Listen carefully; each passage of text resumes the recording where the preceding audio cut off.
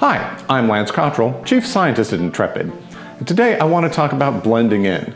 We all know that in intelligence operations, it's important to avoid unwanted attention. When in Rome, do as the Romans do. But what do we do when we're at Rome.com? What does it mean to blend in online?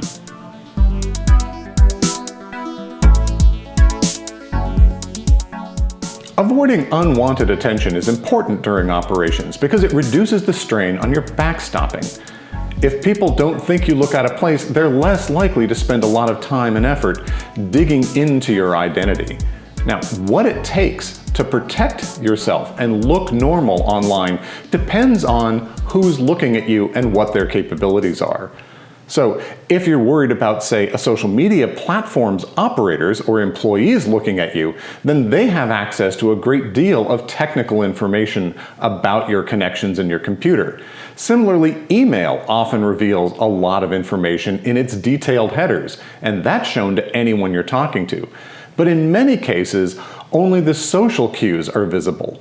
And it's important, just for conservation of resources and efficiency, to focus your efforts on the kind of identifying information that's visible to your target of interest, to the people you're worried about unmasking you. Now, there's all sorts of different groups out there. Some groups are extremely homogeneous. Everyone there is sort of a similar age, a similar background, a similar ethnicity, and in blending in there, you really need to make sure that you look just like them. Other groups are very diverse, and all kinds of different people might belong there. But sometimes it's not uniform. For example, think of a hacker group. In that case, they might be of any age, any ethnicity, any location in the world, speaking any number of a huge number of languages. But they probably all share a common hacker slang that they use in talking to each other. They use a similar tone, and they probably all use Linux. And so, no matter what your background is, if you violate any of those norms, you're gonna stand out like a noob. You look like you don't belong in this hacker community, and that's going to attract attention. Now, my favorite example of how to blend in comes from the movie The Usual Suspects. And there's a scene with a ship full of drugs being guarded by a large number of mobsters. And one of the main characters needs to get access to it. And his approach is to simply dress casually and walk down the dock holding an assault rifle in his hand. And when he gets spotted by one of the guards, he just waves it to them, as if to say, hey, there's no one here but us mobsters. And the other guy's like, wow, there's some guy walking down the dock with an assault rifle in his hand. He must belong here. That's not something anyone else would do. So what blends in when you're trying to infiltrate a bunch of mobsters might not work so well at your next PTA meeting. Non-technical identifiers are those social cues that help groups identify who does and does not belong in a group, and they're visible to almost everyone you interact with. I think of breaking it down into roughly 5 categories: name, photo, language, knowledge, and behavior. Now, names reveal a great deal about us. They often indicate things like ethnicity, language origin, age, class, things like that. But in many cases, real names aren't part of what's being used. In some groups, it's more the norm to use handles or aliases. So in one place, I might be John Smith, and that would be normal. But if I'm in a hacker forum, I might need to be Lead Hacker Lord or something like that to look like I belong. So choosing a name that's appropriate to the social cues of the group you're in is critical, because it's going to reveal a lot about who you are or purport to be at first glance. It's like judging a book by its cover. We all do it because it works. Right after names, the next most obvious identifier for anyone is their photos, ideally often profile photos on many social websites, or the photos you post. And of course, they reveal a lot of information about you. Right? A picture is worth 1,000 words. They can instantly see what kind of a person you are, what ethnicity, where are you, what kind of activities do you engage in. Is this a professional headshot, or is this a casual picture on the beach? Or is it not even a real photo? In some social circles, using a cartoon or an avatar or a flag or a sports logo can be completely normal. Often you can get away with using pets, which allows you to avoid providing as much information. But always think about not just what does the photo say about you, but what is an appropriate kind of photo for the group you're trying to blend in with. And then be really careful how you source these photos, because there's many tools for identifying photos that you have borrowed from other places. So if you pulled a photo from Flickr or from some other social profile, it can be discovered through reverse image searching. By looking up that photo on any number of databases, you can discover where it originally came from. I've identified lots of clumsy attempts to join my social media circle by people who use stock photos, which I was able to quickly see and then obviously refuse their connection. Once you start communicating, language is the next most obvious identifier. Obviously, the language you speak, English, Spanish, Russian, Chinese, is going to stand out, as well as your fluency with that language. Are you a fluent Russian speaker? Are you supposed to be a fluent Russian speaker? As we've seen, in many cases, English is the lingua franca of the internet, but often broken English. So if you want to look like you belong somewhere, maybe you need to be speaking bad English like some foreigner might. And that will be the thing that will make you fit in.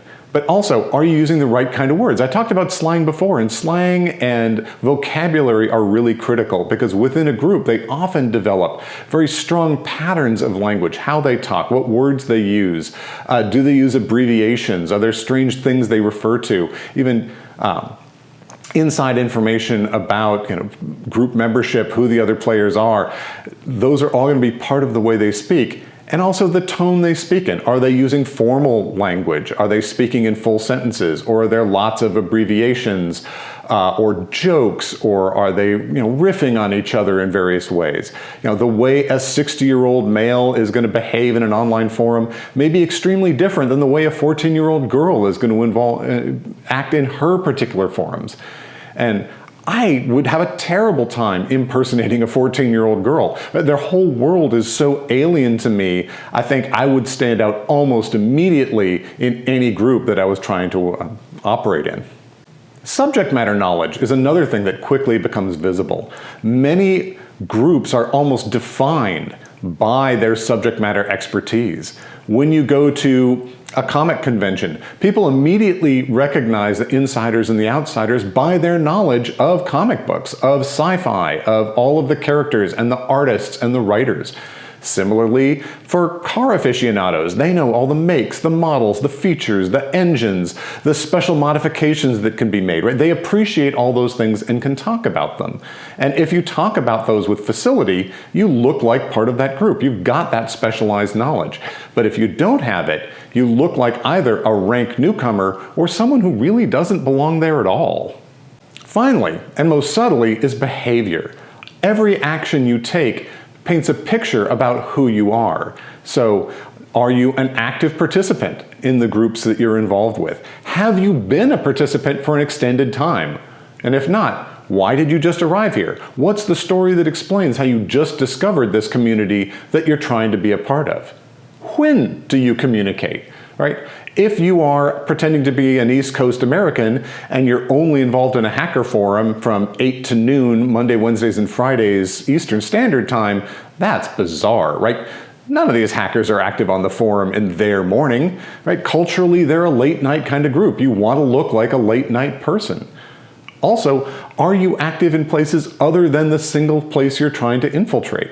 Right? So if an identity is going in and it's only active in a particular forum, but there's other forums about the topic that they're not engaged with, and they never say anything in any community that isn't related to this topic, what's up with that? We all have multiple interests, multiple passions and hobbies and things that we talk about online, multiple social circles.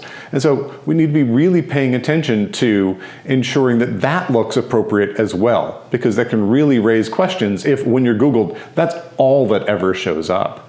And then of course, activity versus non-activity can be a tell in many places because lurking is frowned upon, particularly in forums that are a little bit paranoid. If you're only logged in for long periods of time, but never actually say anything to attract attention to yourself, that can attract attention to you.